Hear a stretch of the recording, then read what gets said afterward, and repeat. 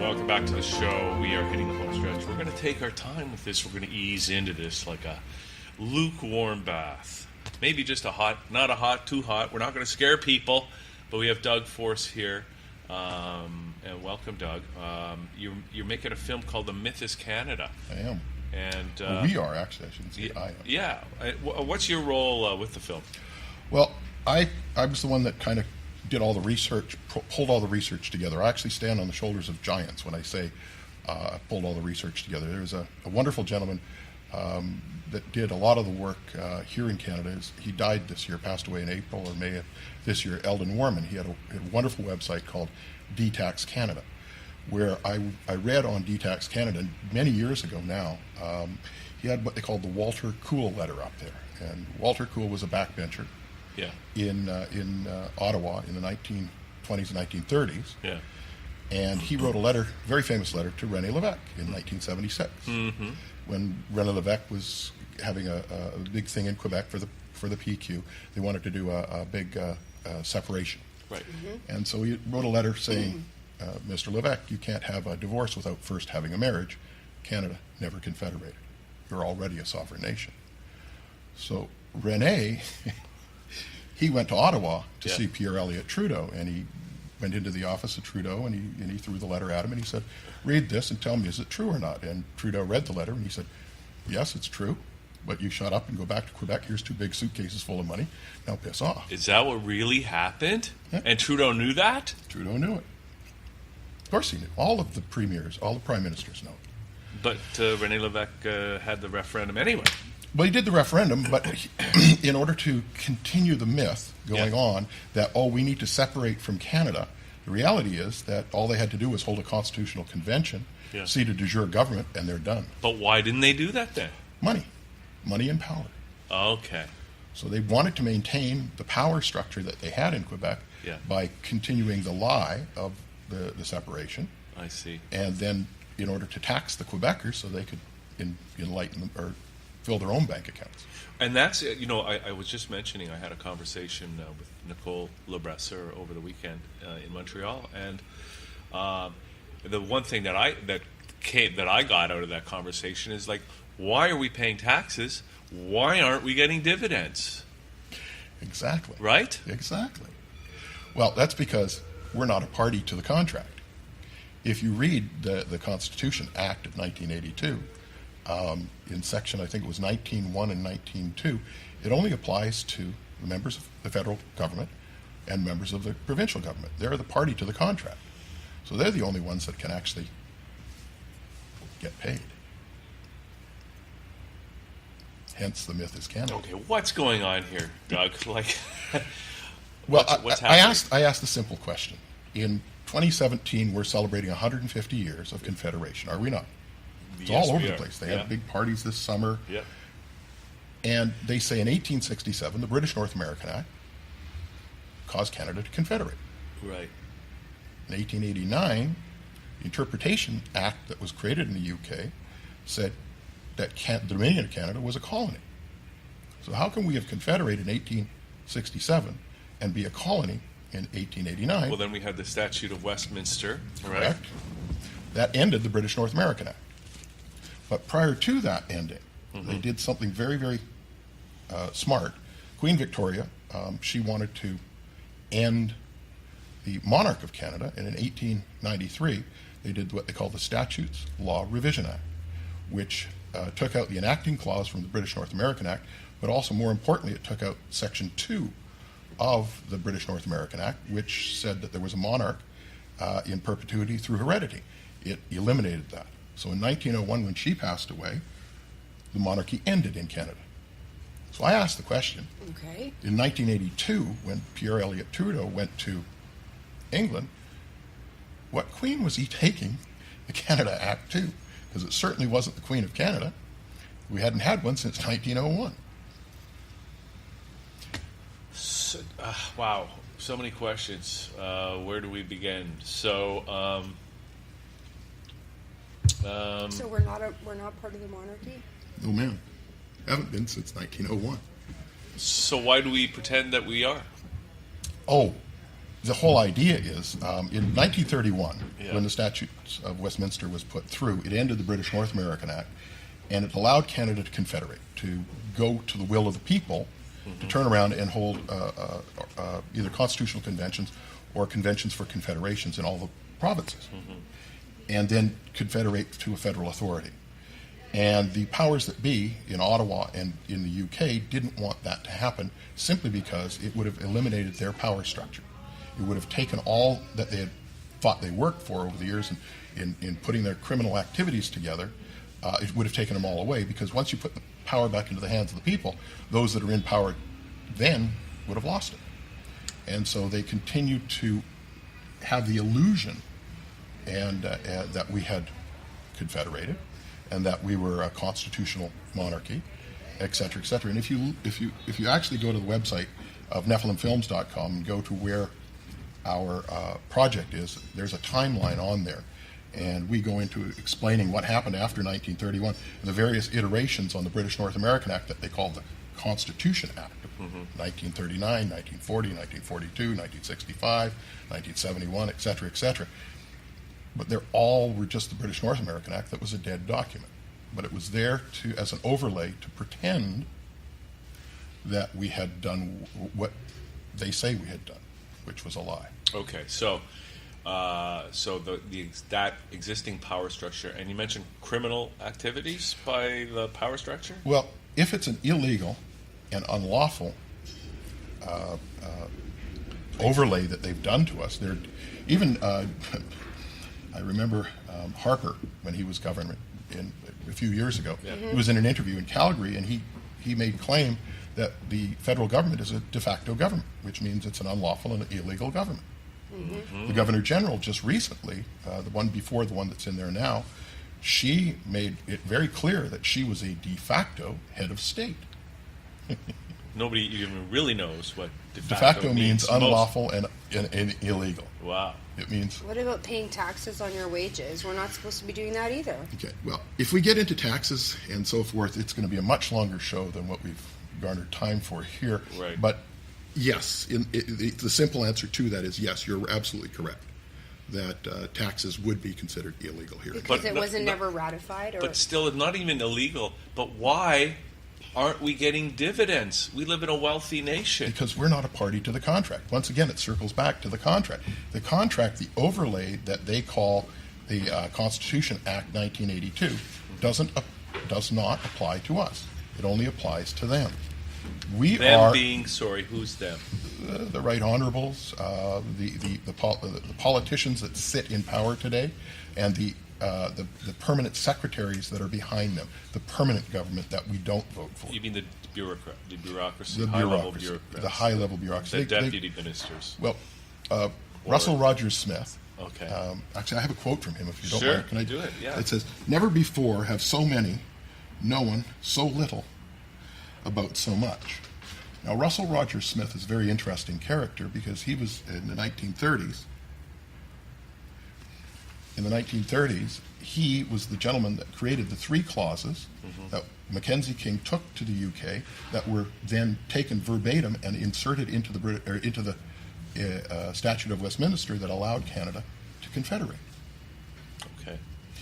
And by doing that, we had the freedom now to do just that, to go on and become a sovereign nation, which the mandarins, or the, as you call it, the bureaucrats, didn't allow that. They didn't want to lose their power base. Once again, we're just back to that.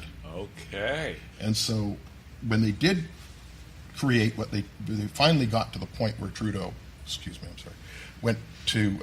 created the Canada Act, took it to England, and had the Queen take it to a foreign parliament called the UK Parliament and create the Constitution Act 1982, which he then patriated to Canada. Not back to Canada, but came for the first time. And part of that you don't see in the regular documentation is the British North American Act.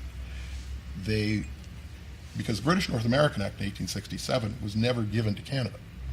It was never run through Parliament. It was done as an order in council, and it was used as the letters patent for the corporation soul known as Canada. So we have the opportunity as That's the Canadians or people living in Canada to really create a nation that we want to create.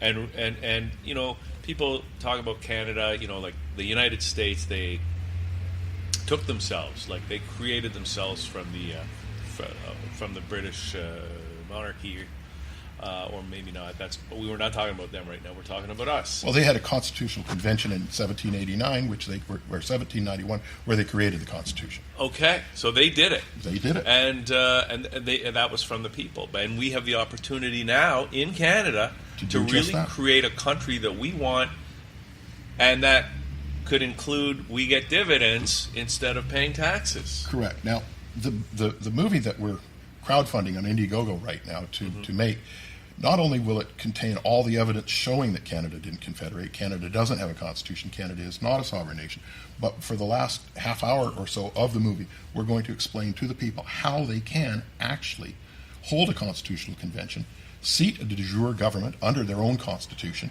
in all the provinces, and then if they so choose to, hold a constitutional convention for those provinces to seat a federal authority properly. And the three most important words of any constitution are the same ones that you see in the American Constitution. The starting phrase is "we, the people." Yeah. Which we don't have here in Canada. Well, let's do it. The Exactly. question is, how do you overpower the Queen? See, the thing is that you're not breaking the law by holding a constitutional convention. You're actually being lawful and legal. If they were to come after you, you have remedy against them because they're unlawful and illegal. And you don't use their courts, you'd have to go to the World Court at The Hague. And also, we're not overthrowing anybody. Exactly. We're just asserting our natural human rights. Right. Where's the Correct. World Court? In The Hague. Okay. So what Palestine is doing right now with Israel. Yeah. They're looking to take them to the World Court because Israel is having. Can we trust the World Court though? Like who says like I did feel like who's in charge of the World Court, right? Well, exactly. Isn't that kind But of like the at UN? least it's a remedy that you can go to. Yeah. If you're having a problem, and it's there for that. That's what it's designed for. Whether it actually fulfills that obligation or not. Well, Okay, now I'm going to ask you a question, Doug, and I don't know if we want to go there or not, but because I hear these rumors about something like it's the Vatican that's really in control of all this stuff. Is that accurate or? actually, you could go back in time, and I'll give you a teeny bit of history lesson. Yeah. In 1209, there was a king called King John In Britain. Yeah. And he was Catholic. Mm-hmm. As he part of the William Everybody the Conqueror was line back at then, that yeah. time. And he created a little law called the Law of Mortmain. The Law of Mortmain said that anybody who passed away, died under his realm, and they decided to give their property to the church, that it would automatically come back to the king and the crown. And got him excommunicated from the church. Okay. So in 1213, he was not doing too well. He was rather sick. And so he created what he called the Oath of Fealty, what is known today as the Oath of Fealty, giving all of England and Ireland in perpetuity through heredity to the Vatican and the Pope. Just so he could have his soul looked after. So then they allowed him to come back into the church. So if he passed away, he wouldn't be spending eternity in hell. So they recommunicated him back into the Catholic Church. But in doing so, he became management over the British Empire and not the owner. The owner became the Catholic Church and the Pope. And so, to answer your question, yes. But then we have Henry VIII, right? And that's a whole. I mean, people say when did Britain really separate from the Vatican was with Henry VIII. That's a common. It was actually Cromwell. The Roundheads did the separation under William and Mary, and it became the Protestant uprising that actually revolted against the church, and then the last Catholic monarch was in that time frame. By the way, in 1694 was the very first time the central bank was created. It's called the Bank of England. 1694 was chartered by William and Mary. So that's where we got central banks during. So, I mean, I've heard rumors like that even some of our tax dollars go to the Vatican, or even the United Church is really still a sub-church of the Vatican Church. You could, and like I say, you can follow this all the all the way back to 1213 at the Oath of Fealty, where the British Empire was growing and growing and growing, and it covered the whole world. And the one thing that they always did is that they paid the Vatican their tithing twice a year. To this day. To this day, the Vatican still gets its money from the British Empire. Including Canada. In other words, when you're paying tax dollars in Canada, some of that's going to the Vatican? Correct. Is that really true? That's it really sounds true. hard to believe. It's right there in the Oath of Fealty. Who's at the top in the Vatican? Who are the top key players? And what do they got up their sleeve? Well, the Pope is usually the top, and there's the Red Hats, the Cardinals, the group of that elect their Pope. And the Jesuits, what about them? Well, there's all kinds of different sects within that. Now we're going to get into a whole different thing. Okay, we don't have to get into that. Let's say that for another That's another conversation. show, by the way. That's at least an hour. That's a different show. Yeah, Well, tell us about the movie. show.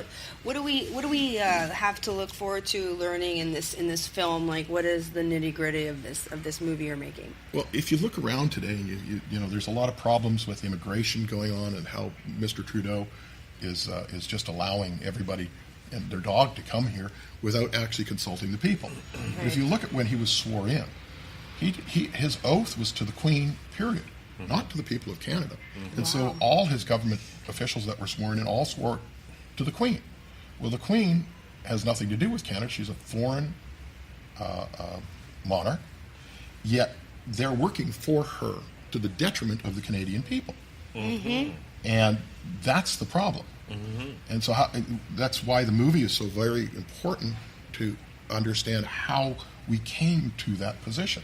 And I touched briefly on it in 1982, 1931, et cetera, We go into a much deeper detail within the documentary itself, so that people come away with it going, aha. Today we're just cutting the tops off of mountains right now in the explanation of the Coles Note version of what's going on. So we're going to have to, everybody watching this right now is really going to have a look at the movie when it comes out. Now, how long do you think the movie will be?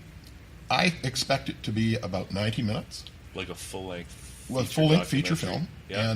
And then possibly even a little bit longer, depending upon how much in depth we go into the solution side of it. Right. If we're a half hour on the solution side, then it'll be 90 minutes. If we're 40 minutes, it'll be 90 minutes plus 10, et cetera. Yeah, very cool. Sorry, I interrupted you. I was going to say, people, they can go on to the Indiegogo site that we're actually crowdfunding this, and we have some great perks out there for people who want to kind of jump on board and help us get this money together to put this movie together. Okay, cool. How much money are you looking for to make the film? Well, we're looking at 500,000 Canadian. Yeah. And that'll take us pre-production, post-production, and or pre-production, production, post-production, and then out. Hopefully, we can get it into like a TIFF or a World Hot Docs or something. Yeah, this is going to have to be some. This is really going to be a must-see for everybody in Canada, at least, and it's probably a good lesson for people in every country around the world, I would think. Exactly. What's going on in Catalonia, Spain right now, with them wanting to have separation from their supposed constitutional government? Who says that you can't exit a contract? Well, the Madrid government says Catalonia can't exit the contract. That's what Abraham Lincoln said to the southern states in 1861 or 62, where he said, you can't leave. Then he sent his military down there and said, you can't leave. It's the war of northern aggression. Wow, okay. So any idea, I guess it's probably hard to say, but any idea when people might expect to see the finished film? Well, if we're successful in the crowdfunding, I suspect that we would be able to do our first release of the film August, September of 2018. I've put together the timeline, which is the blueprint for the movie itself, and I've been writing, all the time, the dialogue that will go into the movie. Yeah. And so we're at pre-pro, we're pretty much ready to start scouting location and getting all that structure set up, including doing the line production, et cetera, and then we'll go right into production. We'll probably be in production February next year. So it's written? Not completely. Yeah. Because it's more done through inspiration. Like I write, I'm not a professional writer, and so I might wake up at 3 o'clock in the morning and go, where's my pad? And I'll write for half an hour. Yeah. And then go back to sleep. Or I'll write in the afternoon, or I'll write in the morning. It just depends on when the inspiration comes and what it is that I've been reviewing, because I review all the documentation, et cetera, et cetera. Yeah, it's based on the research of the facts as they Correct. stand. So is it a documentary, or is it Absolutely. Yeah. Okay. No, and the documentary being that we're documenting all of the facts by showing you in the film the historical documents and the clauses within those documents that prove what we're saying. It's all there. It's all in black and white. It just took me 12 years of research to find it all. Now, Pull the puzzle together. Have people in the past, I'm just wondering, ever gotten close? Because these documents, I mean, this story goes back to 1867 or 1209. Has there been a point in the past where people have come close to kind of exposing this information? Eldon Warman was probably the first one out of the gate here in Canada, he ran his website Detax Canada for 20 years with almost all the information. Yeah. He was missing a few pieces of the puzzle. Yeah. There was a gentleman by the name I read the quote from was Russell Rogers Smith, and he was a party to all of this when it was at the beginning. Yeah. Statute of Westminster, et cetera, et cetera. Now, he wrote a couple of books, one in 1939 and a second book in 1965 called Ho Canada. And Ho Canada freaked the government out. Wait, what year was that? 1965. Ho Canada? It's called Ho Canada. It's in PDF. If you go onto the internet and you go and look for it, Wow. you might find it. I have a copy. I can send you a copy if you'd like. You can read it. It's about 120 pages. And he goes into the detail of what actually happened in 1867 and all the way through up until 1965. He passed away in 1972. But he was there for all of it. He was Mackenzie King's right-hand man, because he was the one that wrote the 3 clauses that went into the Statute of Westminster for Mackenzie King. And he probably did the most in-depth study on that, but once again with one or two things that didn't quite finish the puzzle. And so, like I said, I stood on the shoulders of giants in order to do the research on this. These gentlemen are wonderful for me. There was Arthur Bouchon, who was part and parcel in the 1930s, who held the archives and so forth, and he wrote a couple of articles on this stuff, and he added a few pieces to the puzzle. Walter Cool was another gentleman. Walter Cool knew Russell Rogers Smith from that timeline. That's where he got the information from Russell to show that Canada never confederated. And that's why he was able to write that letter with authority to René Lévesque in 1976. Wow, that's a cool story. Yeah. Now, I haven't really looked at the notes here. That's okay. Is there anything that's in here that you really want to get out while we're doing this? Actually, we covered, without getting too deeply into the minutia of the detail, which I'll leave for the movie, we've covered a lot of this right now in the conversation that we've had here. So the bottom line here really is that Canada isn't what we think it is, that the government is illegal and unlawful. It's de facto, correct. And that all the taxes are illegal and unlawful. That's correct. And we should be getting dividends instead of paying taxes. And we don't owe anything to the Queen. Well, see, the wonderful thing is that Canada and the people of Canada, including the native Canadian people, have been bamboozled, is the easiest way to say this, for the last 150 years. Wow. We've always had the power. It's always been in our bailiwick to seat a de jure government from 1930 onward. And the power of the pen is always going to be mightier than the sword. All we have to do is take it up. Right. Or in this case, the power of the camera and the lighting and the action. There we go. Right? Absolutely. So that's the movie, The Myth is Canada. I don't know if I'm going to hold this up, but I think we got a high-res graphic, The Myth is Canada. And so you're crowdfunding this on Indiegogo. We are. What is the Indiegogo site that people can go to and help make this happen? Well, I would suggest that people come to nephilimfilms.com. Yeah. And go through our website there. We have links to the Indiegogo site, but the NephilimFilms.com website has all the information that I've been talking about today in finite detail. We put up a timeline. There's all the documentation is noted in the timeline. The pertinent stuff is downloadable in PDF files. The Walter Cool letter is up there. Wow. And the whole story behind Walter Cool and how that came about is up there. Wow. Wonderful. And we have definitions for words that people, they get caught up in the legal language, and it gets a little trying sometimes, where you think you know the meaning of something that turns out to be not the meaning of something. I know. I thought de facto meant something altogether different. And that's a whole other story. But NephilimFilms.com, and that's like Nephilim EM. Oh, right? I'm sorry. Yeah, it's not spelt like a biblical Nephilim. This Yeah. is if anybody plays Diablo 3 out there, it's the hero in Diablo 3. NEPHALEM. ALEM. Oh, Correct. see? Nephilim Films. Okay. Why did you pick that name?